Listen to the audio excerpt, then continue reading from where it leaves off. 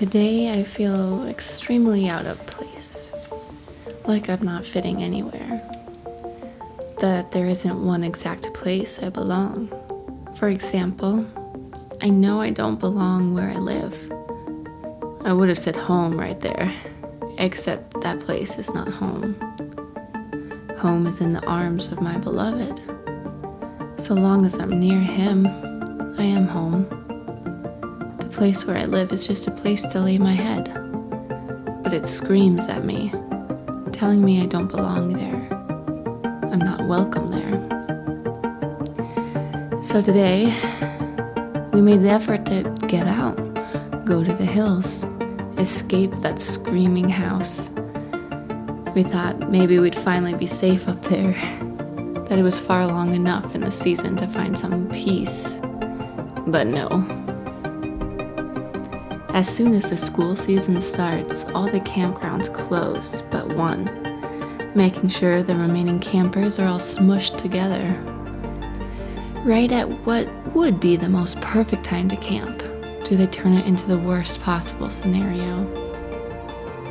We just wanted a fire, to have a calm, quiet fire.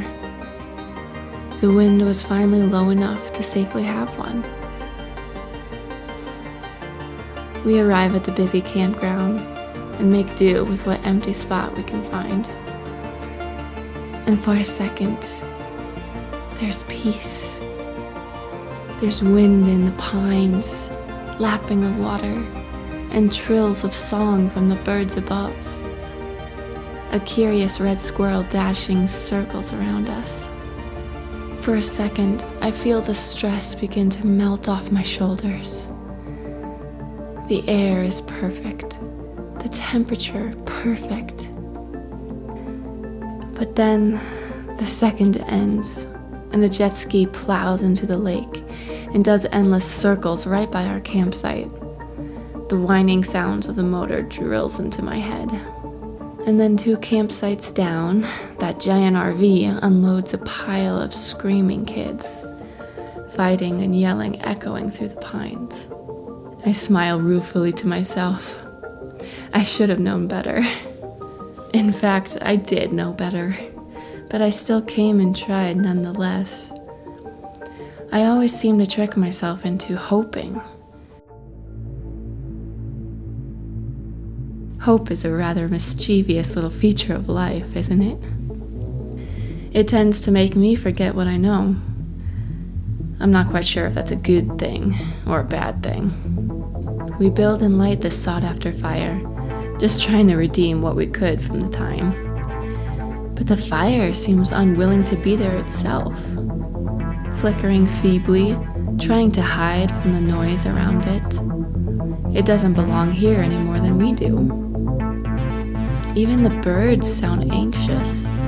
The friendly red squirrel has disappeared.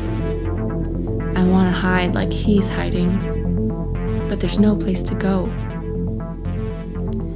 I often find myself desiring to run away, to escape everything, but I have to realize that running is not the answer. Running into the forest and hermiting in a cabin does not change the reality going on around me. Running only delays the pain, but never for long. The pain always finds you in the end.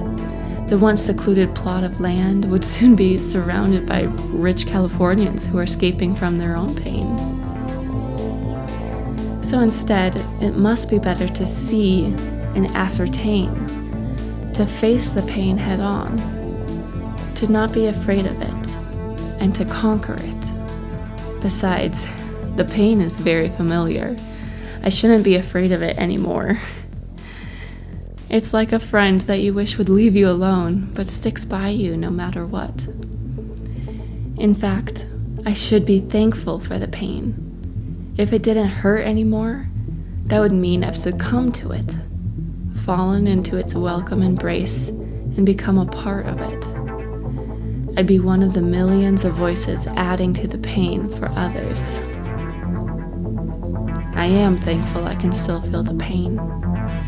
like rubbing my hand against the grain of a log and feeling every splinter piercing into my skin. I wouldn't feel the splinters if I would just rub my hand with the grain, follow the routes that everyone is taking. But my soul cries out against that fate, begging me to fight against it, begging me to do the hard thing, feel the pain, and endure. For now, I still have the heart to honor my soul's cry, so I will.